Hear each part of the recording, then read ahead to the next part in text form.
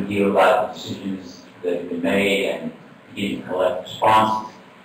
My colleagues in media, CBS, and Richmond Times-Dispatch have asked me to tell you that this is kind of an open mic in a real way. What's said here is reportable. Would that be the way you're going to say it?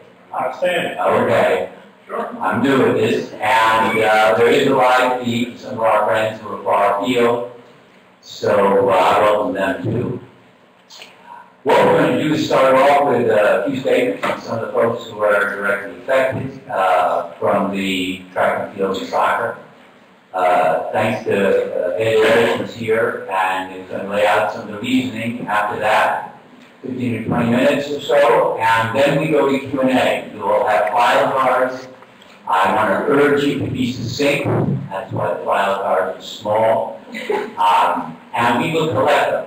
If you want to get on the listserv and see how this plays out after this meeting, put your email on the back of the file card.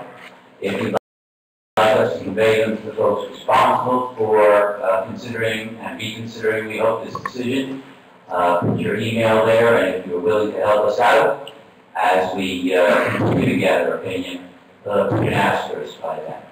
So, I'm going to get out of the way unless folks exceed their time, and return to you during the Q&A. Patrick Love will be, first off, I guess I'll be back to introduce the four speakers. Patrick, are you in the neighborhood?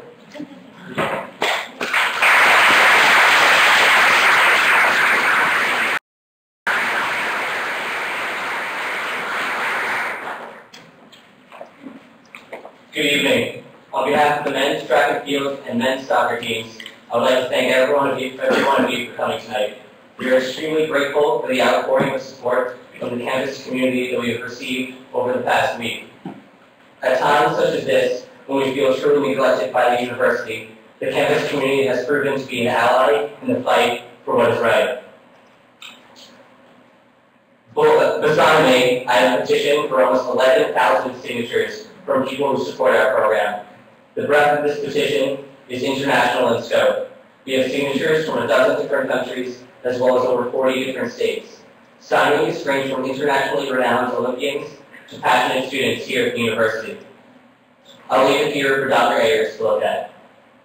As you know, last week, the Board of Trustees voted to cut the men's indoor and outdoor track and field teams, in addition to the men's soccer team, to start a men's varsity lacrosse program.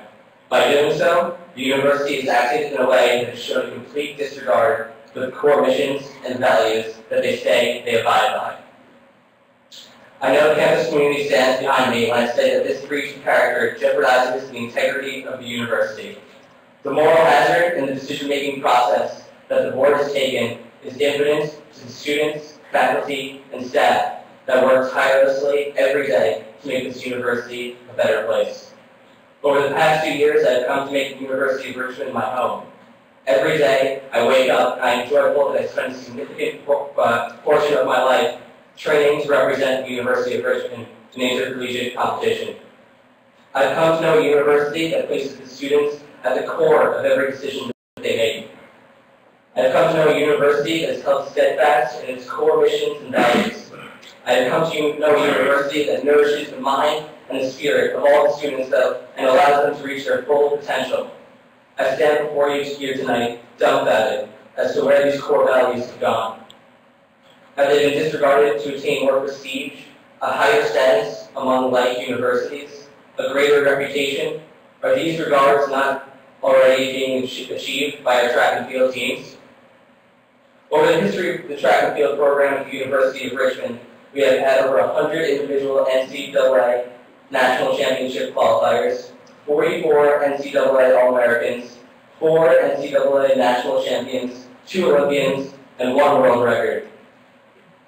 In 2010, our men's cross-country team was 24th in the nation, all while achieving this feat with no scholarships and limited academic bulk. President Ayers, a man well-versed in the study and the importance of history, shouldn't this program's rich past be celebrated by the university instead of destroyed?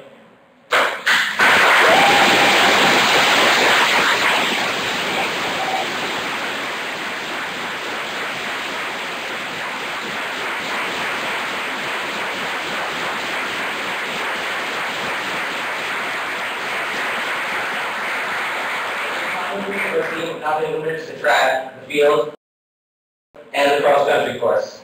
Over the past 10 years, our track and field program has been honored as NCAA Division I All-Academic Team. In 2001, as a track and field team, we had the highest GPA in the nation, ahead of both Harvard and Duke.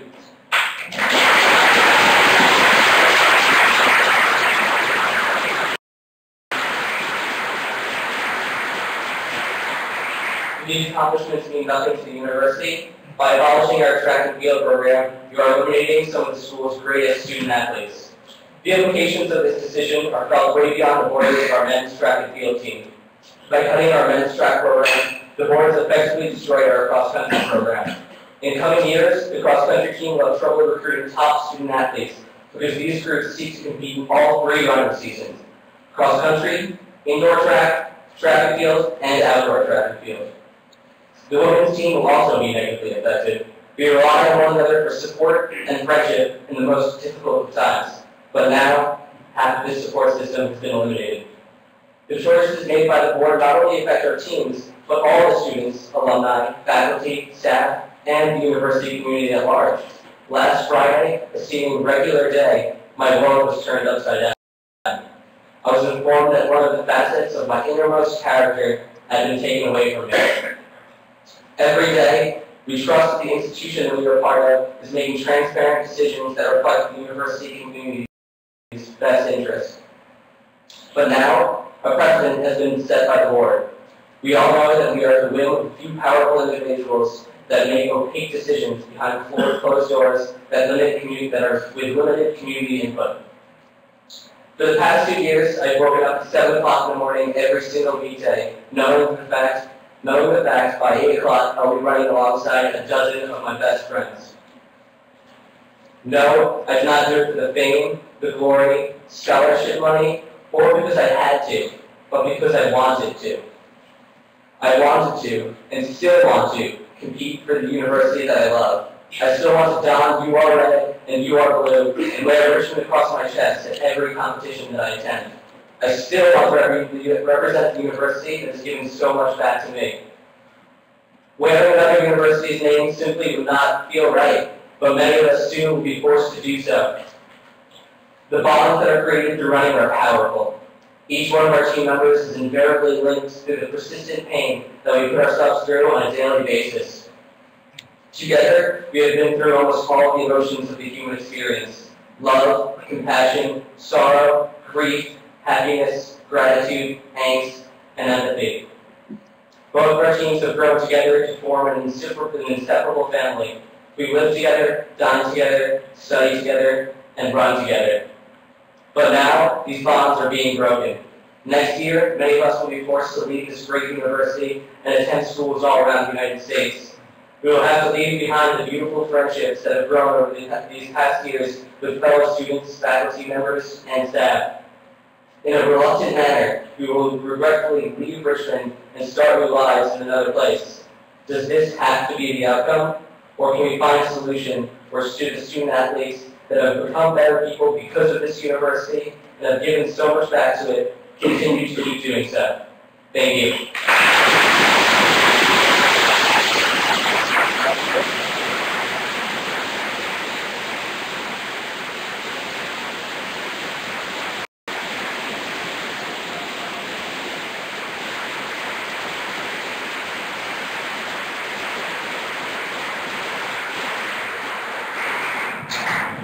I'm going to ask you, Alyson, to come out when you're ready. Come out. Can I ask you, hold your applause to the end? I hate to do that, but we really are on the stage. Please. Thank you.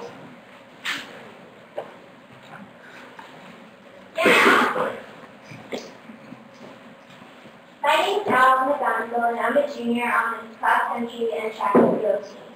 I come before you tonight to represent the women's team in all that has happened in the past week. It may be cliche to say, but the first time I visited the University of Richmond, I knew it was my place. What might not be so cliche, however, are my timing and reasoning around this decision. It wasn't the second I got out of my car and saw the beautiful campus, as some students will say. It wasn't even hearing about the prestigious academics or experiencing them through the classroom visits. It wasn't the building expansions that were visible, nor was it the general friendliness that I felt. Those were all factors. But then again, if I had wanted those things in a school, I would have gone to my number 2.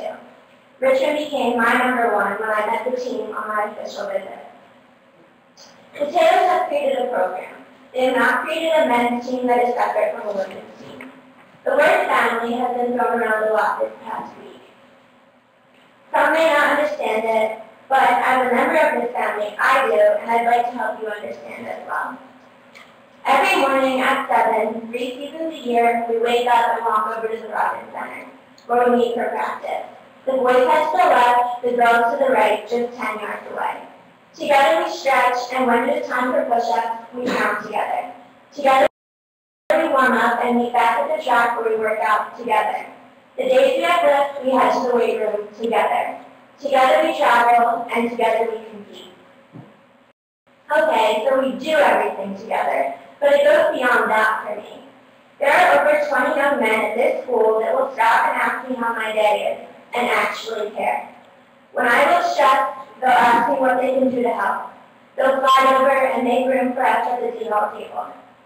Not every college woman can say she has 20 brothers that will have her back no matter what. We on the women's side can. These guys have seen us at our worst. They've cheered for us when we felt as though no one else was on our side. They've seen us with sweat all over ourselves and tears streaming down our faces. They put their arms around us and carried us when we couldn't. These guys are our best friends. They're our teammates, and yes, they're our brothers. It troubles me to think that others can see a future where we are separated, where our team is no longer one program, but rather just a women's team. But the reality of this goes a lot deeper. The reality of this goes a lot deeper than just me and my teammates. It is about all of the women here now and in the future at this university. It is not just about cutting men's sports, but it is about not creating opportunities for women. A big question mark that has been left in my mind and in the minds of many others is whether the committee that made this decision looked at adding additional women's sports and whether any serious data was collected in this process. And if so, we are wondering whether this data was honestly considered in adding additional opportunities for women. My understanding of the role of Title IX and gender equity is to provide equal opportunity to women in places where federal money is given. In recent years, our university has shifted to a population that is strongly 60% women and 40% men. I am concerned that with this move we are not seeing the university adding additional opportunities for women where appropriate, especially in athletics. We were told that this decision was in the best interest of the university and its students. I would like to argue that the females are also a part of the student body. Why ignore the female student athletes while dismantling 3 of our strong men's programs? For example, we have a strong female club, crew, and club volleyball team. Yet it seems as though they were not given the same serious consideration and thought that was given to moving lacrosse from club to varsity. That does not make sense to me. Can you imagine the response if the university decided to add a lacrosse program and the women's sport? Would we be here right now at an event called Save Our Sports, or would we be celebrating our sport? Would our campus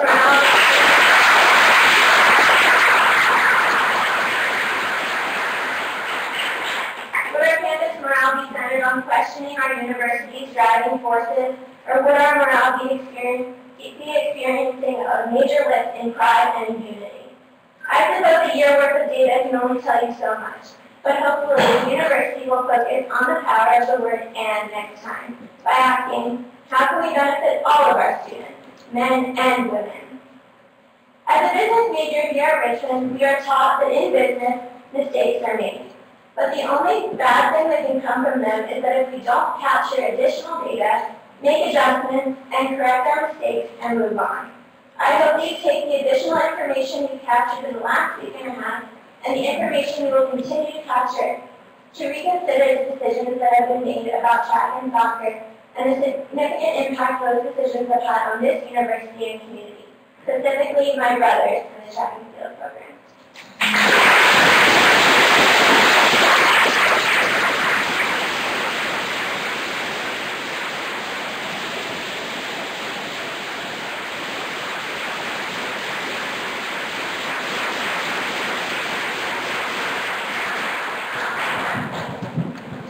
Alyson, thank you. A number of alums have asked to speak. We've sifted, and Michael Stubbs, class 2008, has the mic.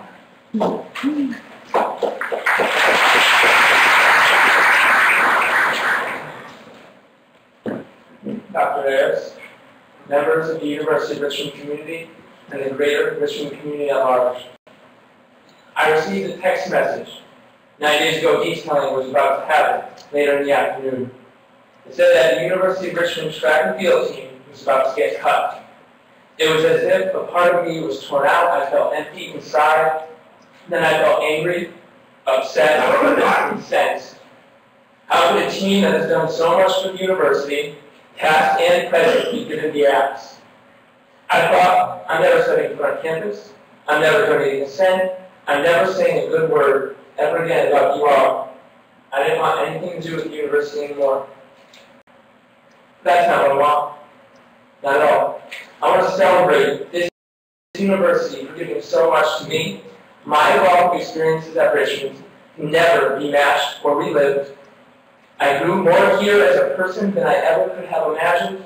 I was taught to think, to dig deeper, to not accept things for face value, and I will not accept. My team will not accept. My Richmond family will not accept what has recently been dropped on all of us.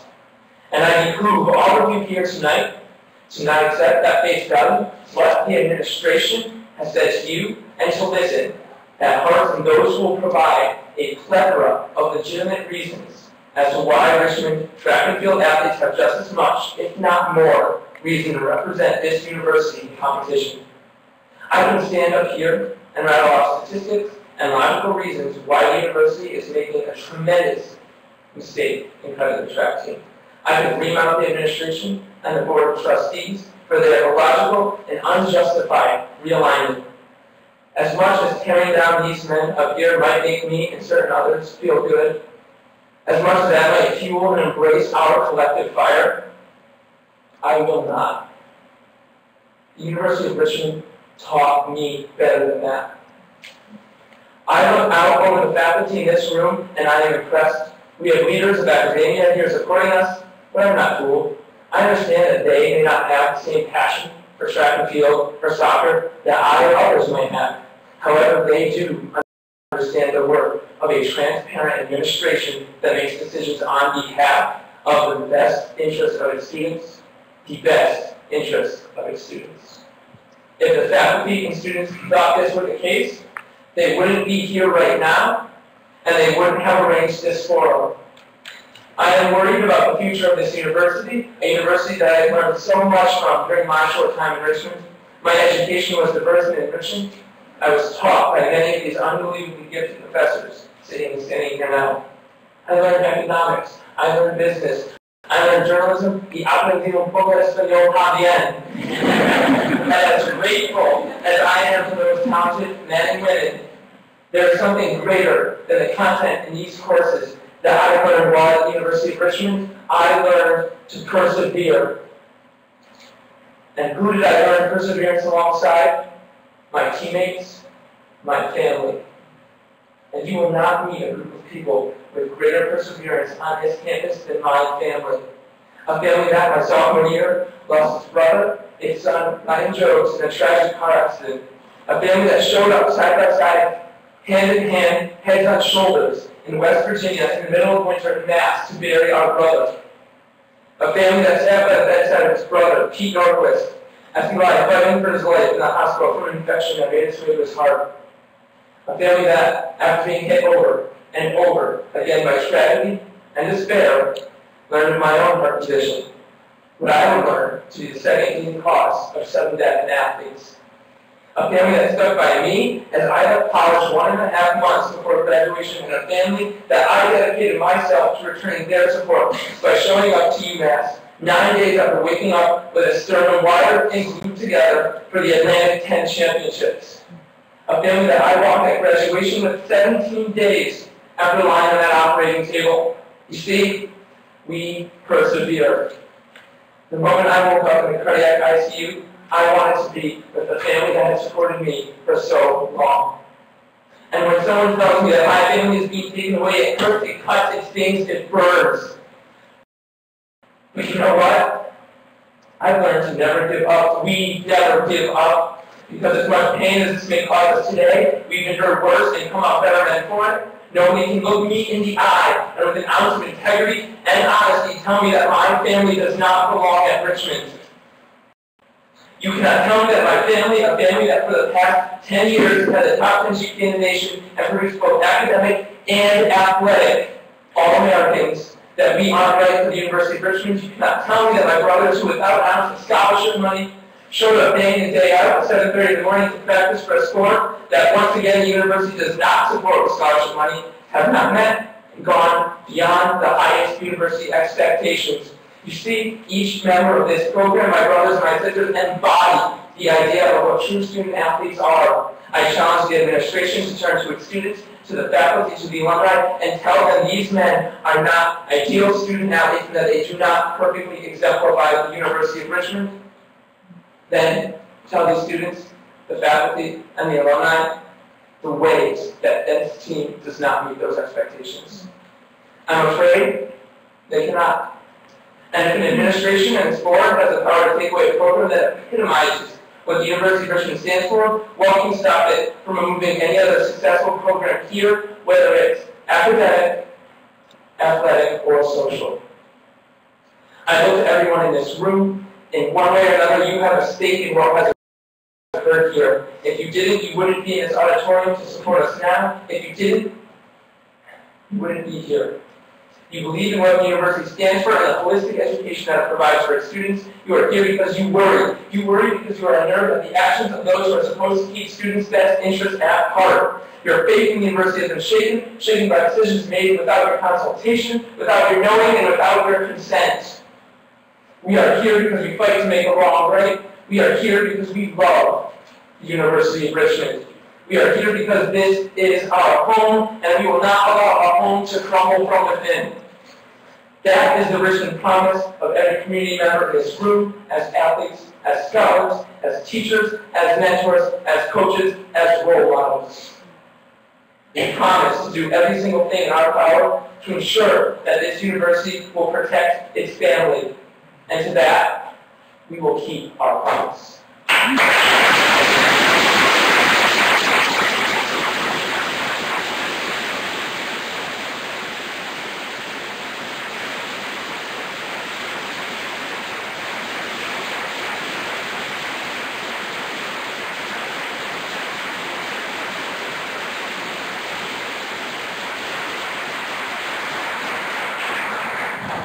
Thank you.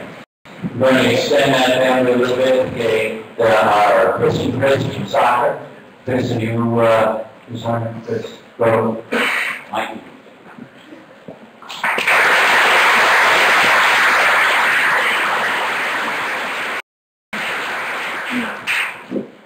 You guys in the back hear me? I prefer not to stand by the podium. So, my name is Chris Hoerner. I'm a senior on the soccer team, and this is Chris Hoerner, the junior on the soccer team. I just want to take a moment and thank everyone that's here.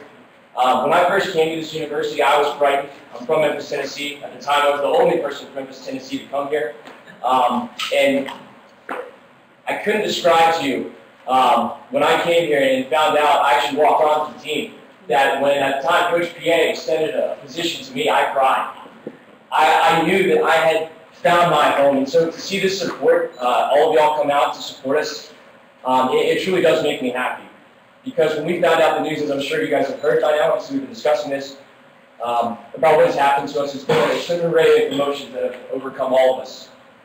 Sadness, anger, embarrassment. Embarrassment that I tried to create something since I've been here, a bond among my team, a successful team, and somehow we have not lived up to the expectations of the university. And quite frankly, that's embarrassing, and I'm sorry. Now, I'm not here to discuss me or the team or lacrosse. This is about the university. And this is about the university sending a clear message that money, even disguised as philanthropy, is all that matters. The university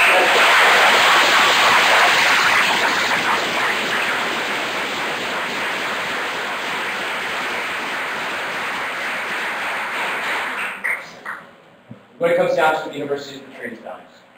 The same values that is important unto its student athletes. And Chris actually had a letter that was published this morning in the Richmond Times-Dispatch, and he's going to speak to a little bit of that. Now, my teammates will probably laugh a little bit. I'm a marketing major, and so I couldn't stand up here without mentioning a little bit of marketing. So, brand management. Actually, had an internship in brand management this summer. Went great, and so let's talk a little bit about brands.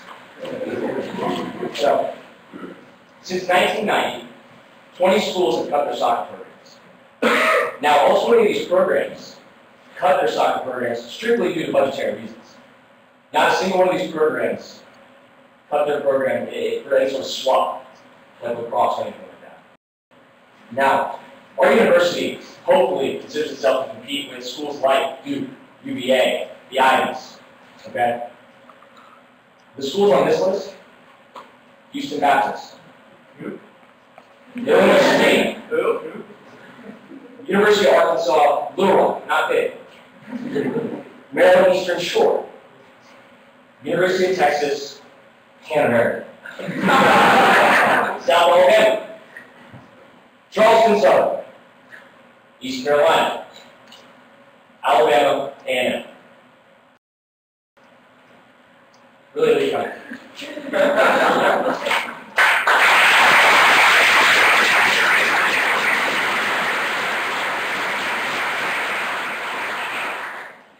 My name is Chris Hoerner, and I'm a junior here at the University of Richmond. I'm also obviously a member of the men's soccer team. So as I stand before my teammates and my supporters to address the University of Richmond's Board of Trustees decision to eliminate men's soccer from the school's NCAA Division I athletic program. While it's tempting to talk about the impact this decision is having on the lives of every member of our team, many of whom are already exploring the option to transfer to other universities, I would instead like to focus my disappointment with the lack of leadership on the part of the university's Board of Trustees in carrying out this division statement of our athletic program. The University of Richmond's athletic department states that the vision for the program is one, in quotes, that contributes to the diversity and distinctiveness of the campus both culturally and socially, end quotes. The university's athletic department's strategic plan outlines, in quotes, goal number 2, to foster a culture in athletics that demonstrates a commitment to and leadership in fostering diversity and inclusivity in all dimensions defined in Principle 2 of the Richmond Promise, end quotes. In quotes, we are nationally recognized for winning championships with student athletes who achieve extraordinary accomplishments in all facets of life, end quotes. For many years, the men's soccer team has represented the best of the university. Soccer is a world sport. This fact is reflected in the cultural diversity of our team, whose members span from the globe, from Africa to Asia to Europe to South America. We are true student athletes with a tradition of academic excellence. Last year, once again, the men's soccer team had the highest cumulative team GPA of all athletic teams here at the University of Richmond. On Friday, September 21st, our team was assembled 4 hours before our first home game, first weekend home game of the season. Jim Miller, Richmond's athletic director, informed us that the men's soccer program was to be terminated and replaced with men's lacrosse, effective at the end of the 2012 season. Mr. Miller cited 3 reasons for the board's decision. I challenge the legitimacy of all 3. First, he stated the university wants to replace soccer with lacrosse. Soccer is an international sport, while lacrosse is unique to the United States, primarily in the northeast region of the country. While the board agreed that it made sense to integrate lacrosse because it coincides with the university's primary target market, this decision is completely contradictory to the athletic department's vision statement. It is a well-known fact that soccer is the most popular sport globally. Soccer is a game that has the ability to unify a broad array of cultures under the common purpose to succeed as a team. More succinctly, soccer celebrates international diversity. The University of Richmond's men's soccer team exemplifies this tradition of diversity better than any other athletic team on campus. Second, we were told that because there are 203 NCAA Division I teams, compared to only 61 NCAA Division I lacrosse teams, it is more difficult to compete successfully to become a top 25 national program in soccer. I find this reason especially disconcerting because it demonstrates how easily the leadership in my university backed off the competition. Richmond's soccer program was at one point a top 25 program in the nation. With a firm commitment to the program's success, there is no reason why we cannot return to that prior level of accomplishment. However, during my tenure at Richmond, that commitment to the program has been absent. Third, Mr. Miller has made the observation that the men's soccer program has not achieved much success of recent. I would like to draw attention to the fact that the majority of us have never formally met our athletic director. Moreover,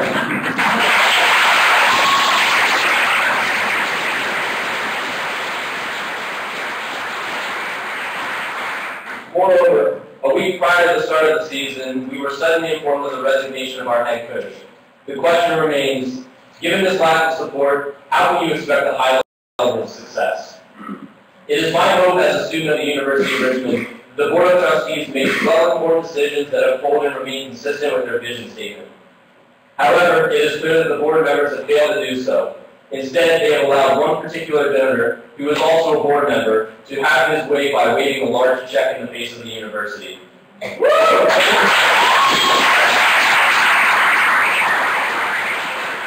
concerns me most is that instead of standing strong and opposing such a power play, the university has given in, accommodating to the donor's wishes.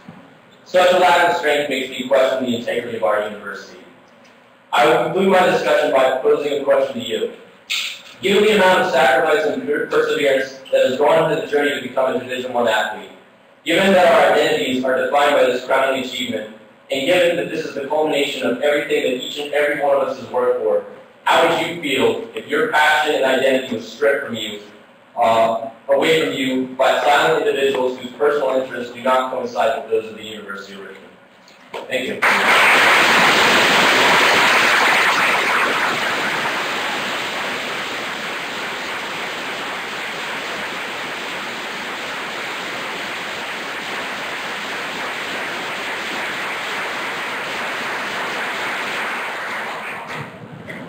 Going to invite Ayers to the mic, and I just want to clarify that we asked Ed to particularly to address the recent decision, the cancellation of the two sports that you heard, as opposed to the addition of a women's, or the elevation of a women's club sport.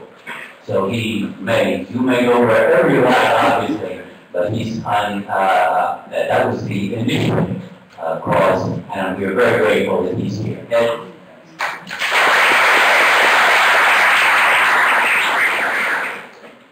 That's really well done, everybody, and shows the kind of education that we offer at Richmond. This is a unusual environment. I have always felt myself a friend and champion students, so it's a strange moment here. I want to thank Peter for organizing this event, and thanks to all of you for taking time to talk about this as a community. And I appreciate the heartfelt comments from the students that we just heard. I don't doubt the sincerity of the work. As a father and as a teacher, I understand how hard it is to watch these young men experience this disappointment. I sincerely regret that this location, this decision is causing first student athletes the pain, and I wish there was some way to make this transition without affecting them. As president, though, it is my responsibility to make decisions that best serve the university in its broader mission and over the longer term, even if they are painful today. Those of you who care enough to be here recognize that this decision came after months of study and deliberation. But some have asked me, why do we not embark on such a study at all? Why couldn't we have left things alone when they were going so well? My response is that we have spent the last 5 years trying to find answers to some of the major questions facing American higher education. How do you expand access to the opportunity of higher education to students regardless of their needs? How do you create an educational community that reflects and takes advantage of the diversity of the nation and of the world? How does a private university in the 21st century best serve its community and at the same time it serves its students?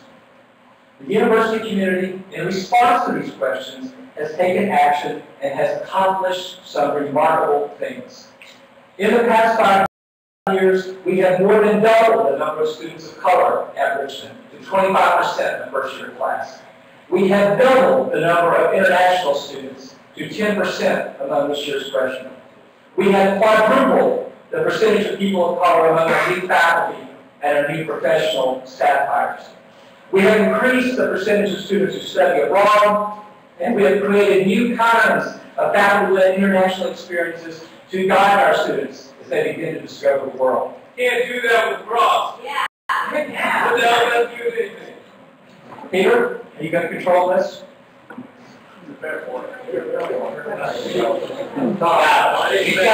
got presidents for 15 and 20 minutes. You'll have time to Q&A. That's an excellent question. Ask it later, please. It's not a question, and I'll expect questions, ask questions. We have strengthened our commitment to access and affordability with a 65% increase in Pell Grant students, even as we have solidified the basis of our financial aid commitments. We have opened up the entire intellectual range of the university to our students through academic collaborations, innovations such as the first-year seminars. We have strengthened the fabric of our community through the expansion of co-curricular programs like sophomore scholars and residents and increased community-based learning. We have built upon the best traditions of our past to improve our relationship with alumni and renew our commitment to the city in which we live. These efforts and initiatives and accomplishments are interconnected parts of the Richmond experience, of which athletics is also a part. Which takes us to the key question in American education that we are addressing today, one that virtually every school is struggling over. How do we sustain a healthy Division I athletic program that occupies an appropriate place at a university, especially in an institution of our size and selectivity? I love athletics, and I have been an advocate for athletics since the day I got here. I admire the many student athletes I have come to know in my classroom and in my work with student leaders. If the work of the task force and the athletic strategic plan taught us nothing else, it was how excellent our student athletes are. We examined every aspect of anything that could be examined. And what we see is our student athletes are just as they have been represented to you by the young men and women who've spoken to you this afternoon. They are, in fact, excellent. They do, in fact, graduate. They do, in fact, excel. And their sports are, in fact, a very powerful part of their student experience. But as colleges and universities across the nation recognize, playing at the Division I level involves large and growing investments. It requires money, of course, for coaches and trainers and travel and support. It requires extensive and costly facilities. It requires valuable positions in the first-year class, for which we had 10,000 applicants this year. It requires expensive athletic scholarships, and it requires spaces on a roster to field the team. Despite the considerable resources that we're already committing, the athletic strategic planning process made it clear that some of our sports remain under-resourced. They offer a diminished student experience because they do not have what they need, including roster spaces. So I posed several questions in a comprehensive, exhaustive review of our athletics program. How many and which sports should we offer at Richmond to offer the healthiest Division I experience to our students? What is the right size and configuration for athletics, given all the other things that we want to do? The ongoing research of that task force was reported to and discussed by the Board of Trustees at 5 meetings over the course of a year. The decision that we announced last Friday offered the answers that we came up with. The plan that we are moving forward with will do this. Add $100,000 to our remaining Olympic sports budgets. Add 3 full scholarships to our remaining Olympic sports teams. Allow our existing Olympic sports to have more flexibility in the roster size. Make better use of our existing facilities by sponsoring a team for which Robins Stadium is an exceptional venue. And do those things without adding university investment in our athletics program, which is already large enough. This response moves on multiple fronts. The elimination of men's indoor and outdoor track provides the critical roster resources that will allow our other teams to be stronger. So a word of explanation about this, which seems not to be understood or referred to. A word of explanation. The majority of our men's track and field athletes are members of the cross-country team. Currently, our distance runners are the only student athletes at the universities who compete in 3 championship seasons: cross-country, indoor track, and outdoor track. The elimination of men's indoor and outdoor track frees up roster capacity for other sports, even as it maintains cross-country.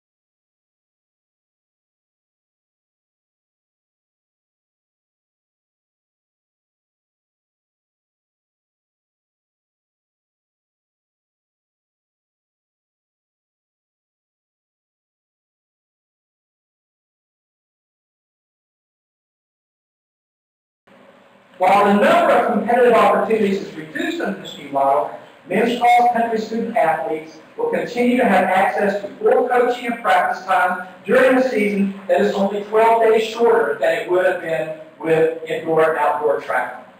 The cross-country team will also have the same access to academic support, sports medicine, and strength and conditioning. I recognize this is a different and unwelcome model for our running program. But this decision strikes a balance between the needs of the men's cross-country program and the needs of the athletic program and the university as a whole. This change allows our other teams to get stronger without athletics getting bigger, which is one major goal of our task force's recommendation. The university made a different kind of strategic decision when it decided to substitute men's lacrosse for men's soccer. Lacrosse is the fastest growing high school sport for men, and our Mid-Atlantic region is particularly strong on lacrosse, though it is rapidly expanding across the country. Schools not unlike us, such as the University of Denver and current national champion Loyola, Maryland, have been successful in lacrosse at the highest level. Robin Stadium is better suited to lacrosse than to soccer, and the elimination of men's soccer reduces the need for a dedicated grass field facility for which we have neither the space nor the funding. The addition of men's lacrosse will help solidify ties to high schools that we know are important pipelines to Richmond, and will build effectively on the existing recruitment ties to schools that have strong high school lacrosse programs.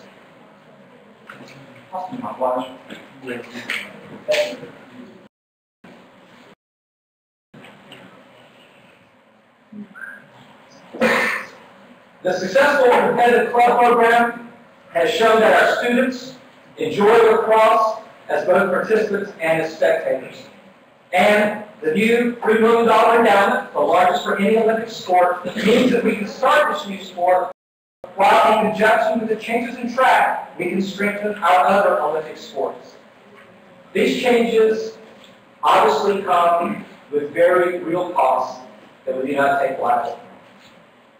This elimination of men's indoor and outdoor track for the 6 track-only athletes and the soccer team brings an end to the Division I opportunities at Richmond for those student athletes. We will continue to honor their scholarships, and I hope they will choose to complete their educations at Richmond. I recognize that for some, however, their disappointment here and the opportunity to continue to compete in Division I athletics may be too important to forego by remaining.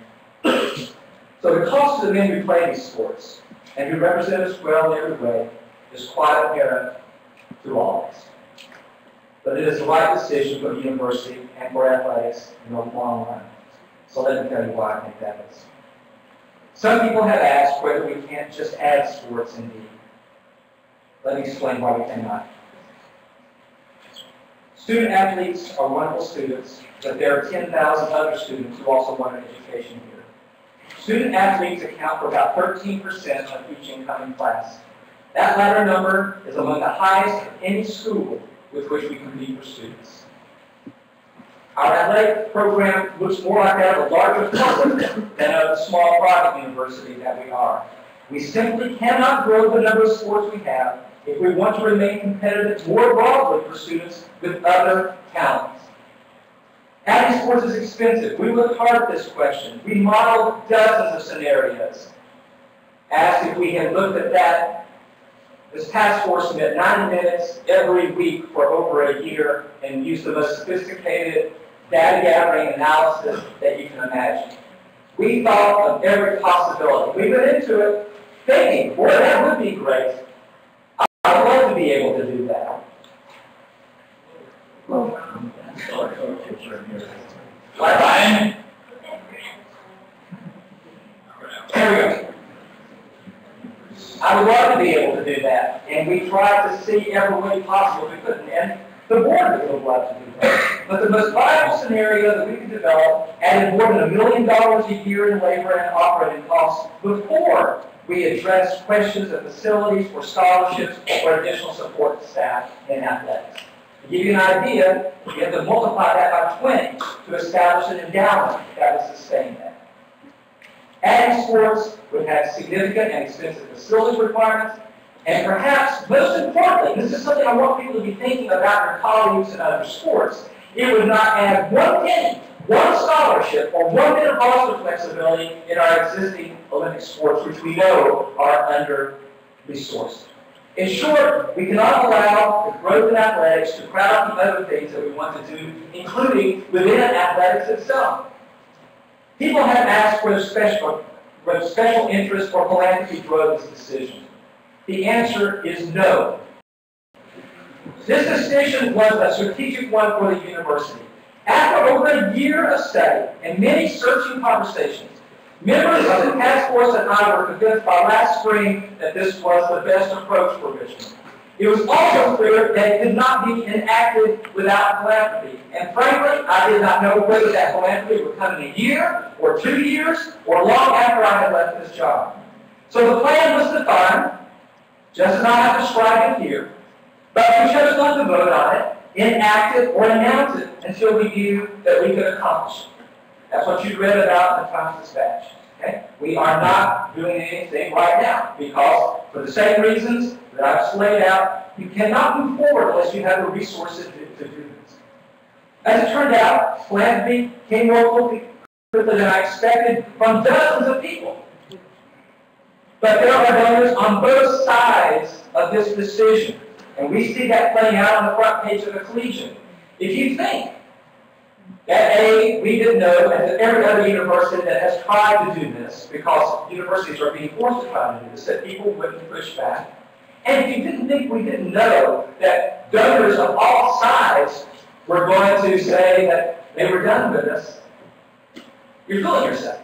So the idea that one person can level to shape all of this, you need to think about what the entire environment of philanthropy looks like.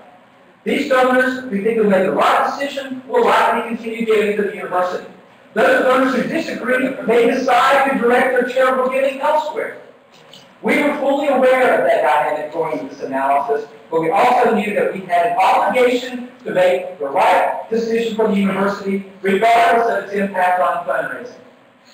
It is important to understand that the men and women who serve as trustees for this place do so out of a sense of loyalty and responsibility, as parents, as alumni, as neighbors.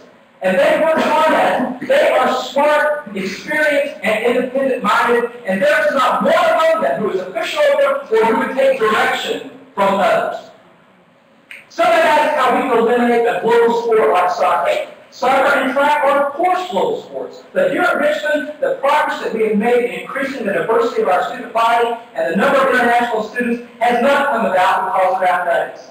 In fact, our non-athletes are more racially, internationally, and socioeconomically diverse than the student athletes on these teams and on most of our teams. This sport mix is not a diminution of the university's commitment to diversity. It is a decision about the appropriate place of divisional athletics at the University of Richmond. Finally, people, including the members of the soccer team Friday night, have asked me if there is something that can change this outcome, or that could have changed this outcome. And the answer is also no. Our student athletes, these teams, our alumni who are here tonight, have been good students, good athletes, generous alumni, excellent ambassadors for the university. They have not let us down in any way. There is no action or inaction that would have changed this outcome because it is a strategic decision arrived at after long and hard consideration. To wrap up, the University of Richmond can do remarkable things. It cannot do everything. We have sought to take advantage of our unusual size while recognizing that that size places limits on what we can do. Over the last 5 years, thousands of people have worked to achieve our collective ambitions for the university. On one challenge after another, we have made decisions that are based on an honest reckoning with the best evidence and analysis and acted accordingly. This decision about athletics, hard as it is in keeping with these other things that we have done together. It is for the greater good of the university in all its dimensions.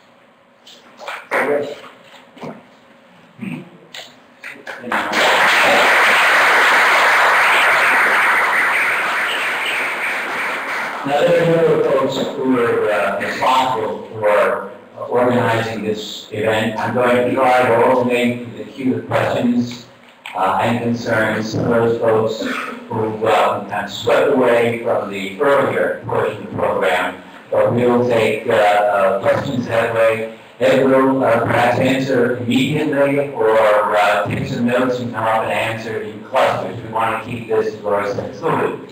So I'll look over it after the questions. Please. Okay, and I'm going to move from my right to my left. Not that I've ever occupied the right, but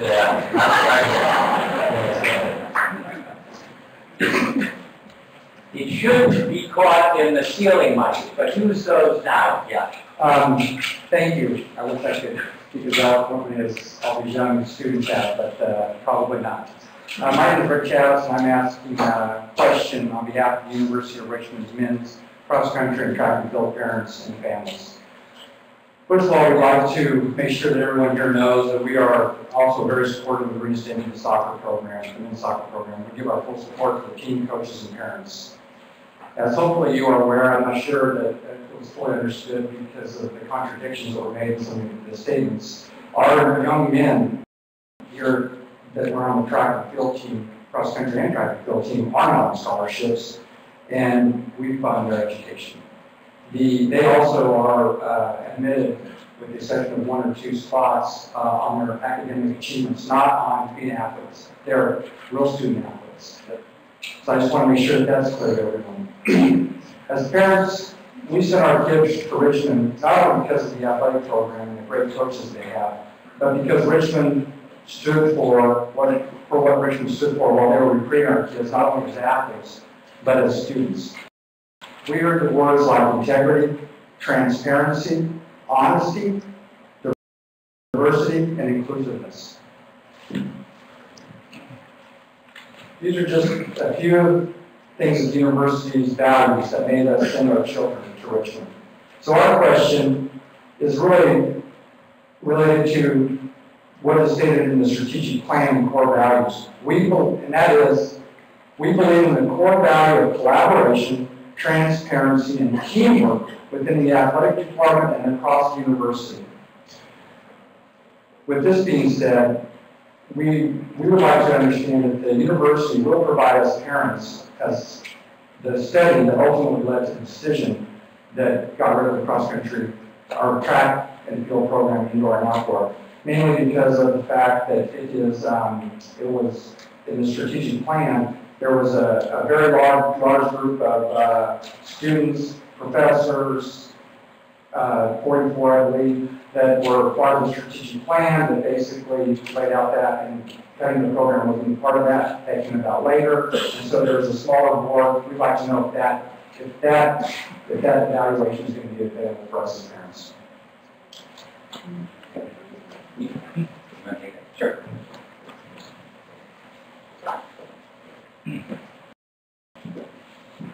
So talk a little bit about the task force that emerged from that. You're right, it was a subset.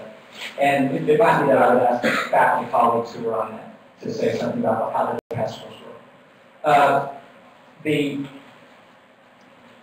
By its very nature, unlike everything else we've done here, the Richmond Promise and the strategic plan, which is implicit, going through all of this data and numbers, and you can see how volatile this is. had to be done by a group that could deal with all that confidentially, precisely because we were looking at every possibility of how things would evolve.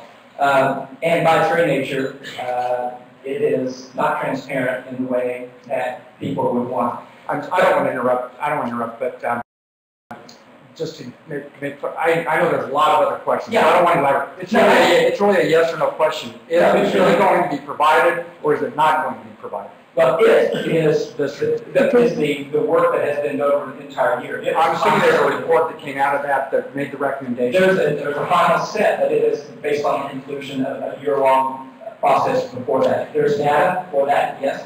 But there are a lot of things that every step along the way, a year ago, we discussed shooting as sports, right? So it is not a So we'll start all of that in its entirety to be available for us. Some of it's perfect. If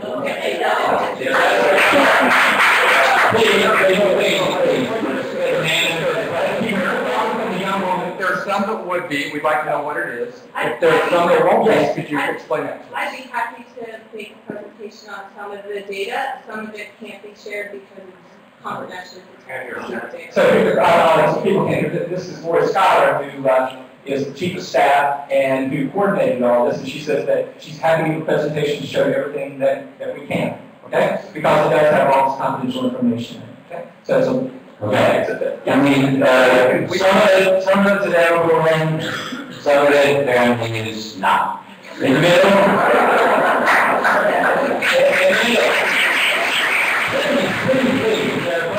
Yeah, please. Hi, I would like to know if the student governments are contacted during this research process, because it seems like something that they would also know how to do it, and why or not. so no one outside the task force was consulted on this, even though it was discussed extensively with the trustees. So I don't know, I'll ask Rick or Jennifer, who are faculty on the committee, to give you a sense of how it works. John? What you can take on? Alyson. We spent a year going over as much data as we get, both qualitative and quantitative. The one thing I just go on and think you want to share, the one thing I want to share with you all is about the scenario of secure vision and why it's so daunting. One of the things that came out of the strategic plan the year before is, and President Ayers alluded to this, college is expensive, debt loads are increasing, the average year is 23,000. I see students engaging even have to leave because they can't make financing work as generous as our financial aid is. So they put a cap on athletic contributions, funding from U of R to athletics, and said, please work with these rates. You can't go higher, you have to sacrifice something else. I happen to also head up as a faculty director of the sophomore college program, which next year, when it's fully operational, 10 programs, we're going to have 160 students, sophomores, 10 faculty members, community partners around the world, and they're turning them into totally unique. When I sat at the table looking at all the data, one thing that kept jumping out at me was one small varsity team could pay for a junior scholarship in essence of equal subs. And forgive me as a professor, as much as I love athletics, I go to the events, I support it, some of my best students are athletes. My first loyalty is academics and academic programs. So that's why It's not provided, there's no scholarships. but that would still cost money. It still costs money to operate. And so we put a cap on athletics so that we can free up other things that U of R wants to do. Before we answer my question, I want to know why or why not the Student government.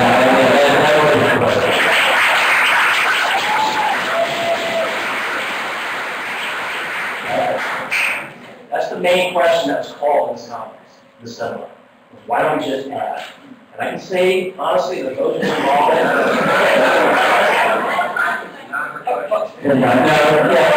Question. Students were not a legitimate part of this conversation. An analysis of all this. People understand we're dealing with confidential information about all our student athletes. So I I think it's an unrealistic question to think about how a study of this rigor and of this confidentiality is done. Lots of questions about all this stuff. Okay, and thank you, Rick. Yeah, that's your answer. I'm thinking about that. John, you see your position back. So, who are the two most important groups of people on this campus? The students and faculty. If the two most important groups of people on this campus, in this university, are students and faculty, how come none of them were part of the decision?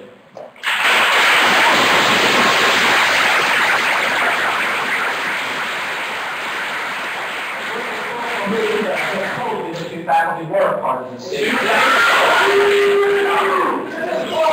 There's a 12-person task force that's doing this. So, let's hear it. Yes, sir. Can I shout all people? Yeah, that's okay. Jordan is there. I would like to know how much it costs per year. Jordan Louder, please. How much will it cost per year to fund the lacrosse team? If it were independent, No, as running in the school, how much would it cost per year? What will it cost? it'll cost, well, if you add in scholarships like soccer, If you add, yes, scholarships, travel, expenses, gear, so $400,000 plus all the scholarships. So how many scholarships are you really? Eight and a half. So roughly, when we were looking at this, trying to think how we could do it, it would take roughly a $20 million endowment to start any new sport. Yes? Yeah, I'm sorry, yeah, over there, I promised to right left and then you, sir, yes, right there. I'm a freshman on the soccer team. Just know that during your meeting with our team on Friday, you said one of the reasons that soccer was cut was because you're unhappy that our lack of success over the last few years has provided. I did not say that. You said that you did not say it. That's misrepresentation. What else you got?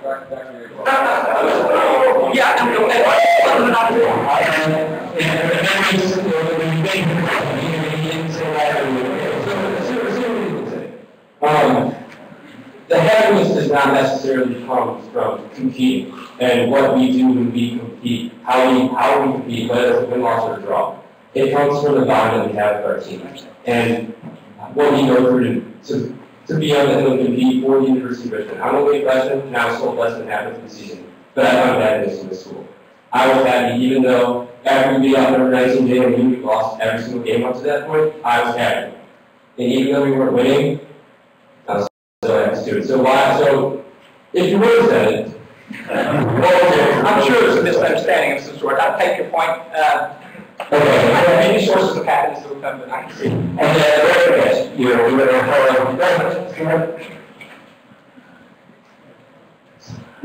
Ayers, do you believe that this decision, the manner in which it was handled, is a good lesson for the students under your direction?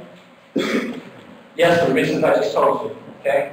So you need to think about the way that decisions have to be made in a university for the long run.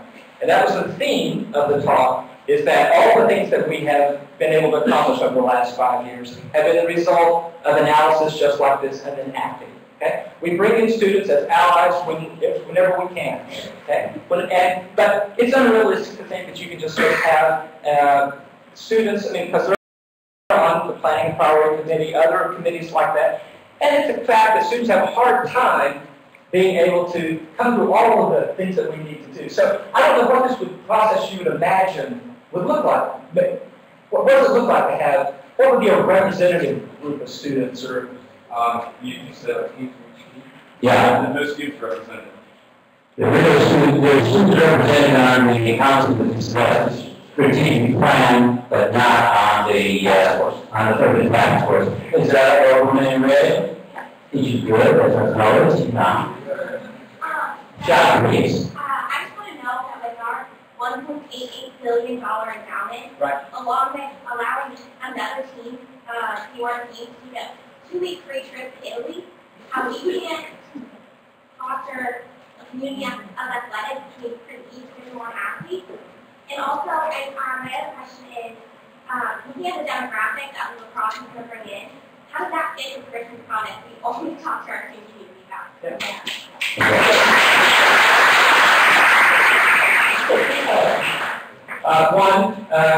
Are we not rich enough to be able to add another sport? Because we paid for a trip to Italy, that's true. Answer, as I've told you several times, and that's what I hear people speaking from their own self-interest and their feelings. We need to be thinking about the larger strategic needs of the university. So, can we spend another $1 million on another sport? We could. But are we willing to take that from all the other things that we're doing? No. And this is what this boils down to. I'll just say right now, I'll forego all the landscaping that we do at this school. I can only see a hand way back there, and then moving to the center, 3 more questions, and we have a game. Just a question. I'm sorry? After this gentleman, I know some people are going to be disappointed. What can I say? Go ahead. Hi, I'm Alyson. One question here. First of all, I would like to thank you for being here. I know this is a very difficult position for you. That being said, I have really good friends that are considering leaving the school, and that's a big pain for me. What you just said is people are speaking from their personal experience, but these personal experiences make up the Richmond community. So I want to know, why were these personal experiences not considered in this decision to cut sport programs that mean a lot to the community, but the community was not involved in this decision? I feel like there were 12 people involved in this very important decision.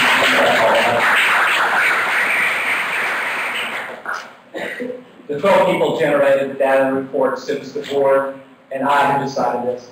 All I can say is I know it would seem unpersuasive to you that we did think a lot about actually this moment and about the pain. And all we can say is that our responsibility is to think beyond this moment.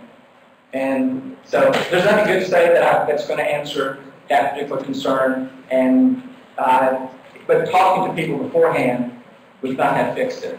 Would not have made it any better. Young woman, one shirt, and you get the right to put things down, because this is the next one. We will get them to the president and the board, I promise you. Go ahead. Okay, speaking on behalf of the demographic of lacrosse, there was a USA Today article published in April talking about how many colleges are adding lacrosse because those students not on scholarships come from affluent families that will be able to afford full tuition at school, such as this, where it's $50,000+, and since money is what this is all about, was not considered in the decision, is because these rich families would come in and sending their children here, and that money could be used to get spread down. No. Our student athletes are actually wealthier than the student body as a whole. Okay? And so the lacrosse is not some outlier on this. And even if we did all this, we would say a tiny, tiny fraction. So that has nothing to do with it. Okay? Who's your question? John. I think all the personal testimony so far has been great, but I do think we also need to get back, and since this is the last question, I guess I'll do it, get back to some of the facts that were presented to us. Those are the most important parts to all this. It's the evidence behind this. We all understand that. Get a microphone. Give him a mic. We all understand the great personal testimony that a lot of people here have given, but it's time to talk about some of the facts that are being presented, since those are the most important parts here. So again, thank you everybody for the personal testimony, but Dr. Ayers, I see the first two dimensions that a lot of people have been receiving in their emails and letters, and thank you for responding to a lot of them. That doesn't go unnoticed. Defense one, and this is specific to track and field and cross country again. But you mentioned on the one hand that by eliminating our track and field program, at our school here, we only have about 6 members that are not distance runners. Therefore, they all get the chance to compete during cross country if they still want to remain here next year. So we have that on the one hand. It's as the team was told in its meeting, the least disruptive choice, and that is a quote. It was that. And then on the other hand, defense number 2, that I keep seeing and hearing is that this 13% number at the university of the ratio of student athletes to regular students here. And that's rigid and it can't be changed. And okay, I understand both points now on each side, but let me just repeat this so I make it clear to everybody. On the one hand, we're only affecting 6 people. 6 track and field athletes will not remain as student athletes. So it's only 6. On the other hand, we can't change 13%. Not by a handful of people or 20 people, whatever it might be to start a team. And I have a little bit more, but so on the one hand, 6 is not much at all. It's okay. On the other hand, 6 is for a rise in 1% or 2% seems like a drastic change that the university can't handle.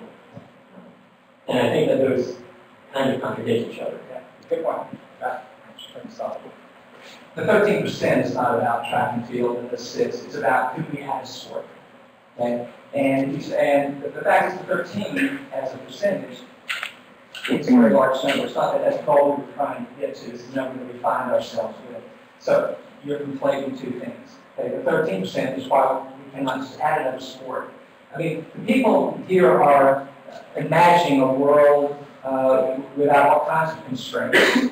Right? And that it's just medical, road, landscape, and whatever. Those are not the kind of hard reckoning that we've done to try to sustain being one of the most 1% of all schools in the United States that don't have how much money you have with it, you promise to be 100% for the things you demonstrate. Okay?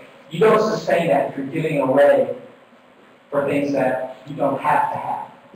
We're trying to think, what are our essentials? And what we don't have to have is yet another team. Okay? We want to protect the ones that we have. Okay, so, I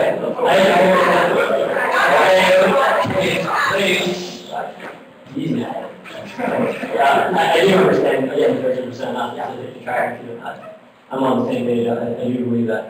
But the fact it remains that 18 of the 24 student athletes potentially will still be here next year, still walking this campus as student athletes. So it's not necessarily adding a women's sport, and I know that will lead to a whole other discussion of numbers, roster spots maybe, but I think that's a little bit over the heads of a lot of people in here. But if 18 human bodies are still going to be walking this campus next year out of 23, then if you had just not an outdoor track, would that increase?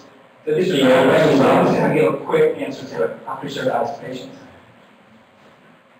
Those 18 bodies, if they're still in 3 sports, count as 3 roster, 3 participation opportunities, which is the whole nub of this. I'm afraid that what's not clear is that people don't understand that, and it's understandable, that the track and the soccer team are not the same conversation, and it's not all about the cross, and these resources are going into all other sports. And one of the resources that we have are these roster slots because of equity of various kinds. And so when the track team absorbs participation opportunities that are far greater than numbers, that is the problem this is trying to address. And I regret we're not able to convey that with clarity that we need to, but I take the point. I'm sorry, I'm going to have to words, but I am going to, John, we can carry this forward in a minute. May I just have a privilege of the last question and suggest and maybe a quick, was there, since we talked about roster sports, was it ever considered, and I agree with Rick, the academic programs need funding and need nourishment, but was it ever discussed to cut roster spots from, let's say, football? If so, what was the discussion, and why not? And if not, why was that a sacred cow? It's a big team, yeah. According, it's arguably, we look at every element of all the different components of this. I would say that we did focus on the Olympic sports and not on football and basketball. So I think is that right? Okay.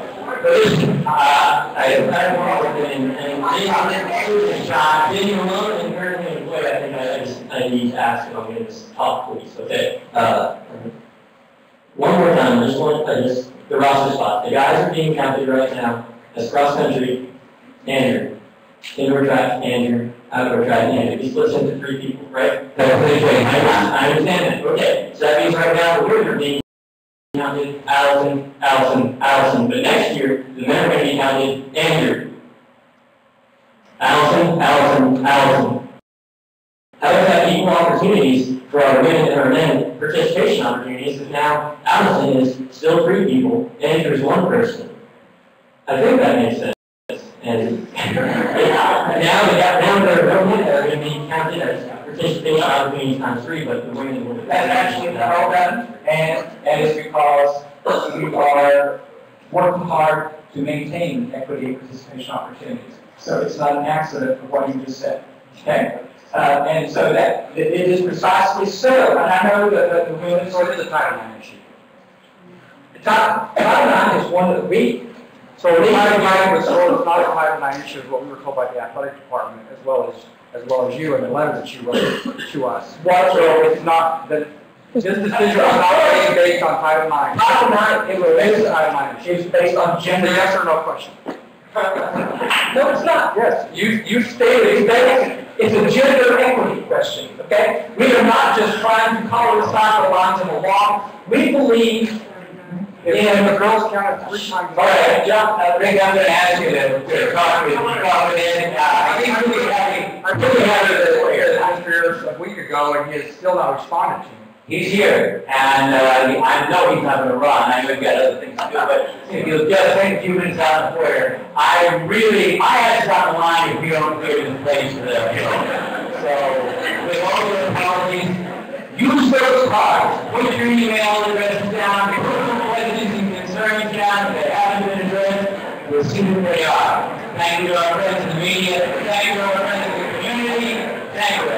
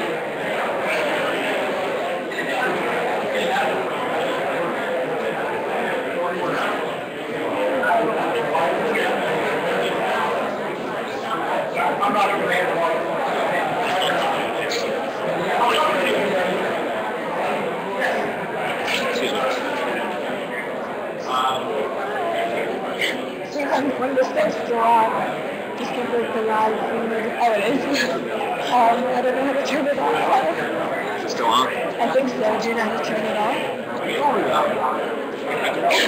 Stop saying